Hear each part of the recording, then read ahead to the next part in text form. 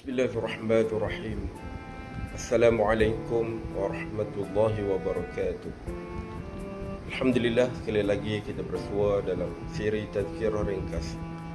Hadirin yang dirahmati Allah, kita masih lagi membincangkan berkaitan falsafah sembahyang.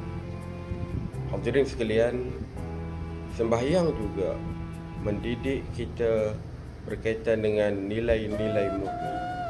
Dan sesungguhnya dalam hidup ini pentingnya penghayatan serta pelaksanaan nilai-nilai murni. Sebab itu kalau kita tengok semasa kita melaksanakan ibadat sembahyang, di antara nilai yang pertama yang kita dapati dalam sembahyang itulah soal amanah.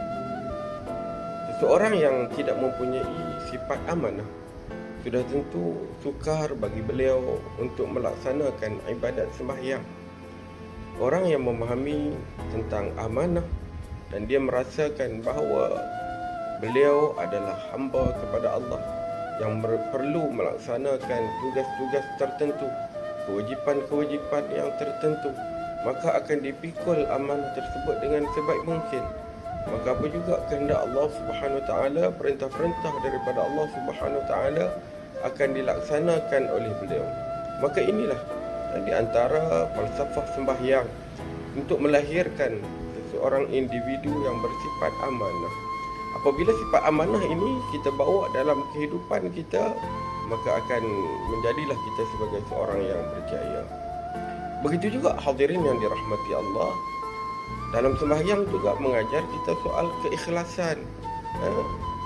Kita faham bahawa setiap ibadat yang dilakukan tanpa ada ikhlas, maka ibadat tersebut seolah-olah tidak ada nilai. Seumpama debu yang akan dibawa, akan diterbangkan oleh angin.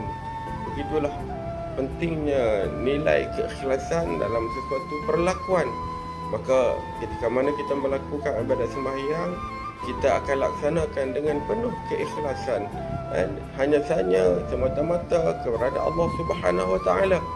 Dan kita tahu bahawa sembahyang yang dilakukan tanpa ikhlas kemungkinan besar tidak akan diterima oleh Allah. Maka bila kita bawa sifat ikhlas ini dalam kehidupan kita, dalam perlakuan kita, dalam setiap tindakan kerja buat kita, maka di situlah tanda ataupun kita kata rahsia kejayaan untuk kita. Hadirin yang dirahmati Allah, selain daripada itu, sembahyang juga mengajar kita soal kejujuran. Bagaimana sembahyang semata-mata kerana Allah, untuk Allah, dalam mematuhi kehendak dan perintah Allah, maka kita laksanakan ibadat sembahyang. Maka begitu jugalah dalam soal-soal yang lain dalam kehidupan kita. Sembahyang juga mengajar kita soal kebertanggungjawabban. Kita bertanggungjawab. Maka dengan sebab itu kita laksanakan perintah-perintah Allah. Maka dalam hidup kita juga kita perlu menjadi seorang yang bertanggungjawab. Sekiranya kita sebagai seorang ayah, kita akan bertanggungjawab di atas tanggungjawab sebagai seorang ayah. Sekiranya kita sebagai seorang pekerja, seorang staf, kita juga akan bertanggungjawab di atas amanah yang dipikulkan kepada kita. Begitulah sembahyang mengajar kita tentang nilai-nilai murni yang perlu kita laksanakan, kita aplikasikan, kita realisasikan dalam kehidupan kita yang sementara ini. Hadirin yang dirahmati Allah, selain daripada itu, bagaimana sembahyang juga mengajar kita untuk mencipta kecemerlangan, untuk meraih kejayaan, perlu ada di sana ketelitian. Maka dalam sembahyang mengajar kita menjadi seorang yang teliti. Kita tidak melakukan sembahyang dengan sambil lewa, dengan tidak cermat, dengan harapan kita sembahyang yang dilakukan dengan penuh ketelitian ini akan diterima oleh Allah. Maka begitulah sepatutnya dalam kerja buat kita, dalam seharian kita. Setiap apa yang kita lakukan hendaklah dilakukan dengan penuh ketelitian, dengan penuh perhatian, dengan mengambil kira soal hasil daripada apa yang kita lakukan itu.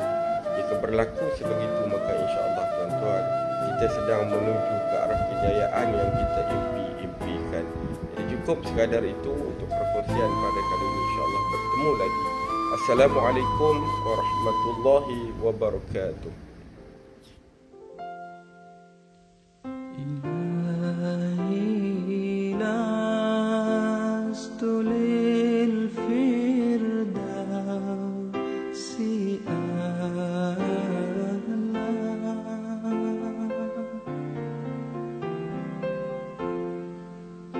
ولا